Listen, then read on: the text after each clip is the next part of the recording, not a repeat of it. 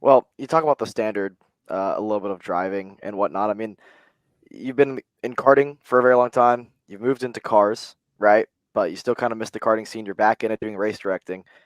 How have you noticed the shift in driving standards compared to like where you started karting and then the progression to where it is now? Oh, well, if I'm being transparent, I just feel like there's based on what I've seen and not only watching the stream but working for Mark and everything, it seems like there's almost been a little bit of a loss of respect, especially in the mid pack. I just don't remember. Obviously the racing back when I was full time was very aggressive, but I just don't remember seeing the amount of bump and runs that I see now, and there's so much contact, and these kids are just. It just seems like these kids are killing each other half the time, and I just think, I don't really know how that came about, and I kind of miss seeing what it was like when I was in the seat full time, especially up front. It just seemed like there was a lot more respect for each other. Like even if the guy in second knew he was going to lose on the last lap, he wasn't just going to dive bomb going full speed into the side of the leader just to win the race. What do you think is the solution, if there is one? Man, that's a good question. I mean, as a race director, I mean, I feel like the first thing that you think of is, getting a little bit more harsh on penalties, but honestly, that just doesn't seem like that's made a huge change. So like honestly, I'm thinking about that question still. I mean, I'm not really sure what the solution is, and kind of where the loss of respect came from, but yeah, that's a good question, man. I mean, I really don't know. Bring What back what the do you metal what rim do you bumpers. yeah, so and I'm getting into that right now. What do you think about the pushback system that's in place now? I think it's a little bit of a controversial topic. I mean, I think in terms of like the start when guys are checking up and guys are getting pushback bumpers on before the race even starts, I think that's really silly, and I think that's why it's important to have a camera on the cart so you can catch that. And as an official, if you're getting a pushback bumper just because some guy in front of you just slammed on the brakes, like I'm not gonna penalize you for that. Like I just think that's a little Yeah. bit silly. But I think it's helped in terms of like those close battle scenarios where kids are just killing each other. I think it Yeah. helps there because I mean, of course, you should deserve a penalty if you just smoke somebody off the racetrack, and I think that's where the bumper has been a little bit more useful. But in terms of like the strategy of like some people like brake checking another driver like at the beginning or even late in the race, I think that's when the pushback bumper is not very useful. And I Yeah. mean, is there leeway or should there be leeway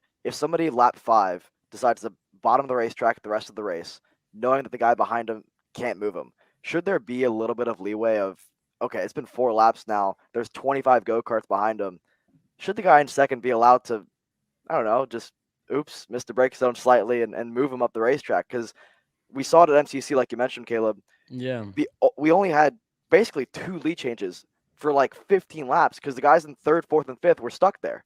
I mean, to me, like there should be, if there is, a little bit of leeway of, okay, it's been a couple of laps now. Maybe we should be allowed to use that front bumper slightly to move them up.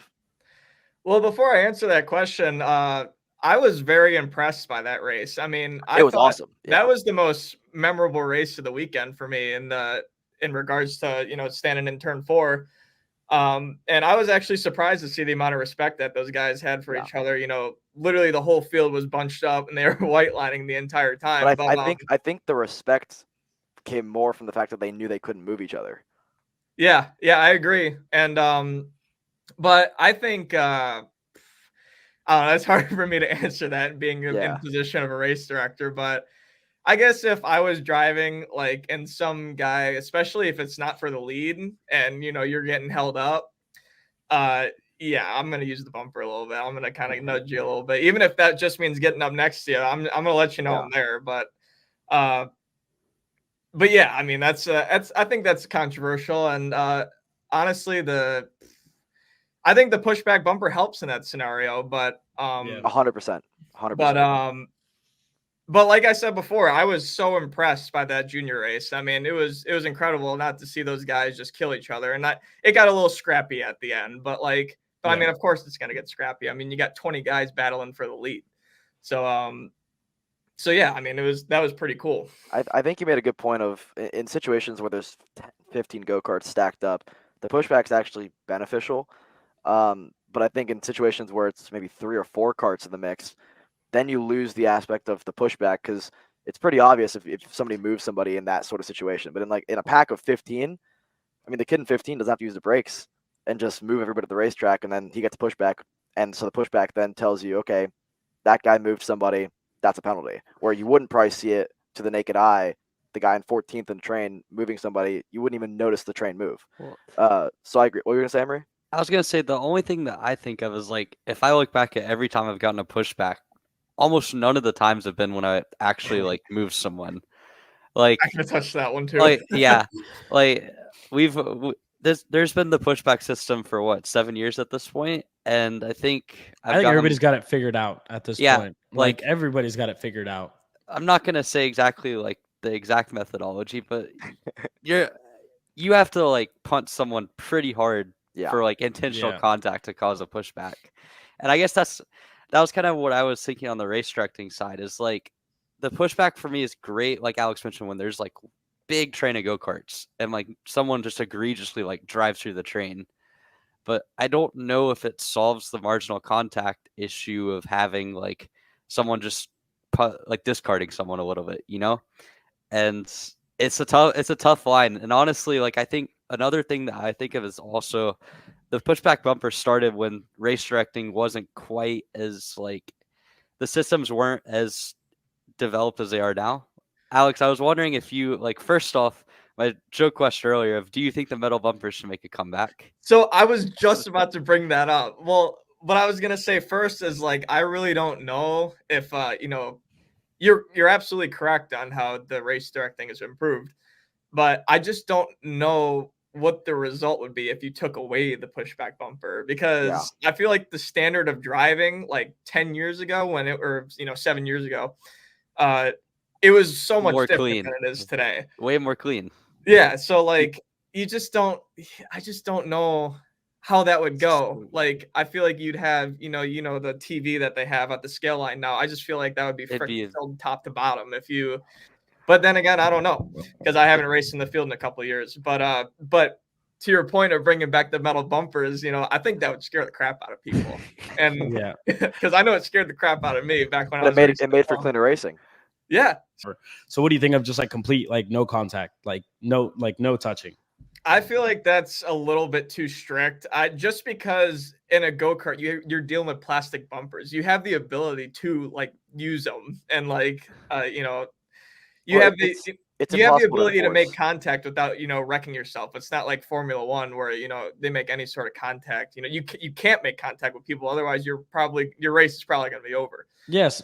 So like that guides me to my next point, right? Like all these kids are probably going to end up wanting to go race Formula wheels. And Alex, you have experience of racing 1600s as well behind like, in your past, like, should we not be getting these kids into the, rhythm of, what, like whenever you 2 years from now, if you do make contact with somebody else, you're probably going to be on your head. You know what I mean? In an F1600 or either formula cars or whatever it is. So like, why do you think it's not ideal to get them to me, that's where the metal bumper comes back into play. Rather than the pushback or no contact, you go back to the old school bumpers where contact involves getting on your lid or pushed off the racetrack. You agree, Alex? No, yeah, I was gonna say like I think that taking contact out of the scenario is a little bit too strict because it's gonna happen no matter what. I mean, you just can't deny that. But I feel like a step in the right direction would be making it more difficult to make contact with other drivers, which is where a metal bumper would, of course, prevent that. But man, that would be quite the change, wouldn't it?